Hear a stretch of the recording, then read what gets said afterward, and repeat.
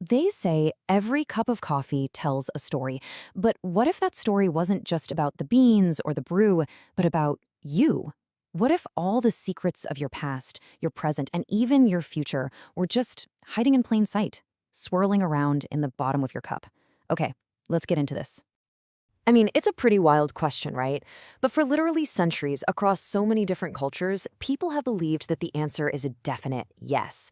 And this isn't just some fun party trick, it's a really ancient art. So there's actually a formal name for this practice: tasseography. It sounds kind of fancy, but it makes total sense when you break it down. It comes from the French word for cup, which is tasse, and the Greek word for writing, graph. So you're literally reading what's been written in the cup. And believe me, this is not a new trend. The practice has this incredibly rich history, traveling all the way from the highest courts of empires to the cozy little cafes that we all know and love today. So the story really kicks off back in the 1600s, right in the heart of the Ottoman Empire. The secret was Turkish coffee. Because it was brewed unfiltered, it left behind this thick, kind of muddy sediment at the bottom, and that was the perfect canvas for seeing symbols. This whole ritual spread like wildfire across the Middle East and Europe, and today it's a global thing, constantly adapting to new technology. So how does it actually work? Well, the ritual itself is just beautiful and simple. First, you slowly drink a strong, finely ground coffee, and while you're drinking, you're supposed to focus on a question you want answered. Once you're done, you put the saucer on top of the cup, make a wish, and flip the whole thing over.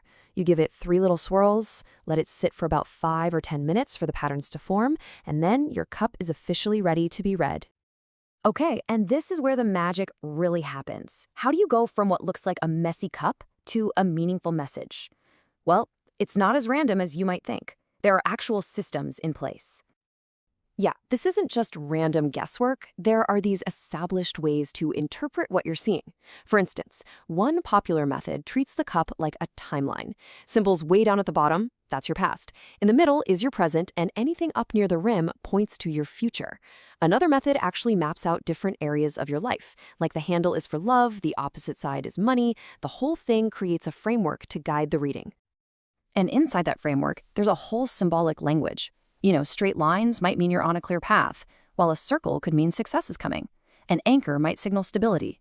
Every shape, every animal, every object, it all carries a traditional meaning that's been passed down for generations. But here's the kicker, and this is super important: context is everything. A symbol's meaning can totally change depending on where it shows up in the cup. So a dog near the rim might mean a good friend is on their way. But that same exact dog near the bottom? Uh-oh. That could be a warning about a secret enemy.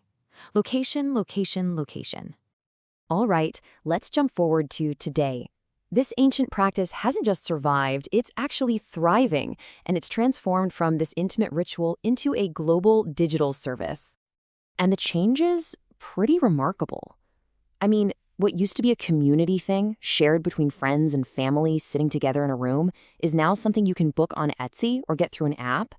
The whole experience has gone from local and personal to global and commercial. And this is a perfect example of that shift. There's this Turkish coffee reader, Uluç Ugin, who used to host these sessions right in his New York apartment. Now, he's moved it all online, hosting group readings on Zoom for people all over the world. That cozy in-person ritual has found a whole new home in the digital world. But even with all this digital change, the heart of the practice is still about connection. There's this beautiful Turkish saying shared by a coffee reader named Dizel that just captures it perfectly. The idea is that sharing a cup of coffee with someone is like committing to a 40-year friendship. But the evolution doesn't stop with Zoom calls. Oh no, the most radical transformation yet brings this ancient art together with the most modern technology you can think of: artificial intelligence. It honestly sounds like something out of a sci-fi movie. You take a picture of your coffee grounds, you upload it to an app, and an AI algorithm analyzes all the patterns to give you a reading. And the developers claim these interpretations can be, quote, remarkably accurate. So this fusion of ancient belief and modern computer code brings up a really deep question. We might take what a human reader says with a grain of salt, but what happens when that message comes from what feels like an objective, all-knowing AI?